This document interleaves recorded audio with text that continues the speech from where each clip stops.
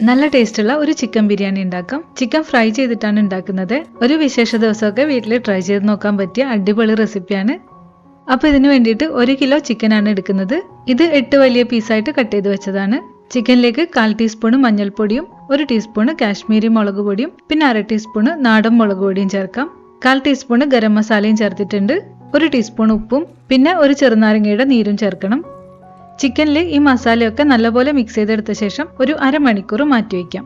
ബിരിയാണി ഉണ്ടാക്കാനുള്ള വലിയ പാത്രം എടുത്തിട്ട് അതിലേക്ക് 1/4 കപ്പ് ഓയിൽ ചേർക്കാം. ഉള്ളി ഫ്രൈ ചെയ്യാനും പിന്നെ ചിക്കൻ ഫ്രൈ ചെയ്യാനും ഒക്കെയുള്ള എണ്ണയാണ് എടുത്തത്. ഇതിൽ 1 ടേബിൾ സ്പൂൺ നെയ്യും കൂടെ ചേർത്തിട്ടുണ്ട്.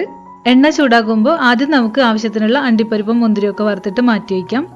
പിന്നെ നൈസായിട്ട് അരിഞ്ഞ 2 സവാള ചേർത്തിട്ട് ഫ്രൈ ചെയ്തെടുക്കണം. ഇളം ബ്രൗൺ കളറിലാണ് ഫ്രൈ ചെയ്യേണ്ടത്. ഇങ്ങനെ റെഡിയായിട്ട് ഇതും മാറ്റി വയ്ക്കാം. ഈ എണ്ണയിൽ കരിഞ്ഞ സവാളയൊക്കെ ഉണ്ടെങ്കിൽ അത് മാറ്റണം. ഇനി ഇതിലേക്ക് ചിക്കൻ ചേർത്തിട്ട് ഫ്രൈ ചെയ്യണം. നല്ല ക്രിസ്പി ആവുന്ന പോലെ ഫ്രൈ ചെയ്യണ്ട, ഒരു 80% ഒക്കെ ഫ്രൈ ആവുന്ന പോലെ മതി. എല്ലാ ഭാഗവും ഫ്രൈ ആയി വരണം. ഇത് വലിയ കഷ്ണമായതുകൊണ്ട് ആവാൻ കുറച്ച് സമയം എടുക്കും. ചിക്കൻ ഫ്രൈ ചെയ്താൽ അതും മാറ്റി വയ്ക്കാം. ഇതിൽ നിന്ന് കുറച്ച് എണ്ണ മാറ്റിയിട്ടുണ്ട്. ഇപ്പോൾ 1 ടേബിൾ സ്പൂൺ എണ്ണയൊക്കെ ഉണ്ടാവുള്ളൂ. ഇതിൽ നമുക്ക് മസാല ഉണ്ടാക്കാം. 2 വലിയ സവാള അരിഞ്ഞത് ചേർത്തിട്ട് വഴറ്റിയെടുക്കണം. വേഗം വാടി വരാനായിട്ട് അല്പം ഉപ്പും ചേർത്തിട്ടുണ്ട്. സവാള നല്ലപോലെ വാടി വരുമ്പോൾ ഇഞ്ചി, വെളുത്തുള്ളി, പച്ചമുളക് ചതച്ചത് ചേർക്കണം. വലിയ അല്ലിയായിട്ടുള്ള 12 അല്ലി വെളുത്തുള്ളിയും പിന്നെ അതിന്റെ പകുതി ഇഞ്ചിയും 5 പച്ചമുളകും ചതച്ചതാണ് ചേർക്കുന്നത്. ഇതും വഴറ്റി ഒരു പച്ചമണം മാറി വന്ന ശേഷം 2 മീഡിയം തക്കാളി അരിഞ്ഞത് ചേർക്കാം. തക്കാളിയും വഴറ്റി വാടി വരുമ്പോൾ ഫ്രൈ ചെയ്ത സവാളയാണ് ചേർക്കേണ്ടത്. അപ്പോൾ ആ സവാളയിൽ നിന്ന് അല്പം ദം ചെയ്യാനുള്ളത് മാറ്റി വയ്ക്കണം. എന്നിട്ട് ബാക്കി ചേർത്ത് കൊടുക്കാം. സവാളയും നല്ലപോലെ മിക്സ് ചെയ്തെടുത്ത ശേഷം 1 ടേബിൾ സ്പൂൺ ബിരിയാണി മസാലയും പിന്നെ ഒരല്പം ഗരം മസാലയും കൂടെ ചേർത്തിട്ടുണ്ട്. ഇതും മസാലയിൽ മിക്സ് ചെയ്തെടുക്കാം. ഇനി നമുക്കിതിലേക്ക് ഫ്രൈ ചെയ്ത ചിക്കൻ ചേർത്ത് കൊടുക്കാം കേട്ടോ.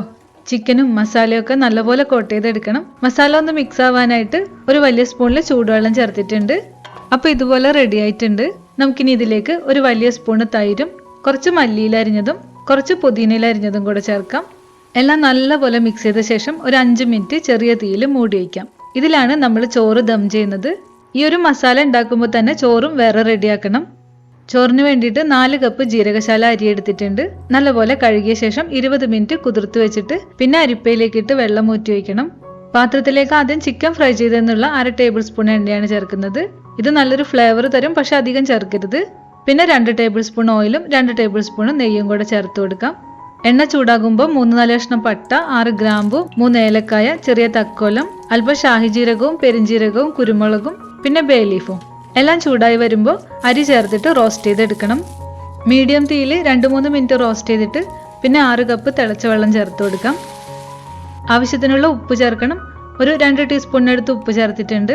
2 മിനിറ്റ് ഇങ്ങനെ തിളച്ച ശേഷം തീ കുറച്ചിട്ട് 10 മിനിറ്റ് മൂടി വെച്ച് കുക്ക് ചെയ്യാം. ഇടയ്ക്ക് ഒന്ന് തുറന്നിട്ട് ഇളക്കിയിടണം. ഫ്ലെയിം ഓഫ് ചെയ്തിട്ട് ഒരു 5 മിനിറ്റ് കൂടെ വെച്ചിട്ട് ചോറ് ദം ചെയ്യാനായിട്ട് എടുക്കാം. ഓൾറെഡി ചോറും ചിക്കനും ഒക്കെ വെന്തിട്ടുള്ളതാണ്. നമ്മളൊരു ഫ്ലേവറിന് വേണ്ടിയിട്ട് ദം ചെയ്യുന്നേ ഉള്ളൂ. മുകളിലുള്ള ചോറ് ആദ്യം മസാലയിലേക്ക് ചേർക്കണം. ഒരു ലെയർ ചോറ് ചേർത്തിട്ട് പിന്നെ മല്ലിയില അരിഞ്ഞതും പുതിനയില അരിഞ്ഞതും ഗരം മസാലയും അണ്ടിപ്പരിപ്പും മുന്തിരിയും വറുത്ത സവാളയും ഒക്കെ വെതറിയിടാം. അതുപോലെ പനിനീരും നെയ്യും പിന്നെ പാലില് മഞ്ഞളും മിക്സ് ചെയ്തതൊക്കെ ഓപ്ഷണലായിട്ട് വേണമെങ്കിൽ ചേർക്കാം കേട്ടോ. ഇങ്ങനെ 2 ലെയറായിട്ട് ചോറ് വെച്ചിട്ട് ഏറ്റവും ചെറിയ തീയിൽ ഒരു 10 മിനിറ്റ് കൂടെ മൂടി വയ്ക്കാം. ഫ്ലെയിം ഓഫ് ചെയ്തിട്ട് വീണ്ടും ഒരു 15 മിനിറ്റ് കഴിഞ്ഞിട്ട് എടുത്താൽ മതി. ചോറൊക്കെ വേറെ പാത്രത്തിൽ മാറ്റിയെടുത്തതാണ്. ഇത് വിളമ്പാനായിട്ട് എടുക്കുമ്പോൾ ആദ്യം കുറച്ച് ചിക്കനും മസാലയും വെച്ചിട്ട് പിന്നെ അതിന്റെ മുകളിലേക്ക് ചോറും വെച്ചിട്ട് എടുക്കാം. അച്ചാറും തൈര് സാലഡും ചമ്മന്തിയും ഒക്കെ ഇതിന് നല്ല കോമ്പിനേഷനാണ്. വീട്ടിൽ ട്രൈ ചെയ്ത് നോക്കണം. മറ്റൊരു റെസിപ്പി ആയിട്ട് വീണ്ടും കാണാം.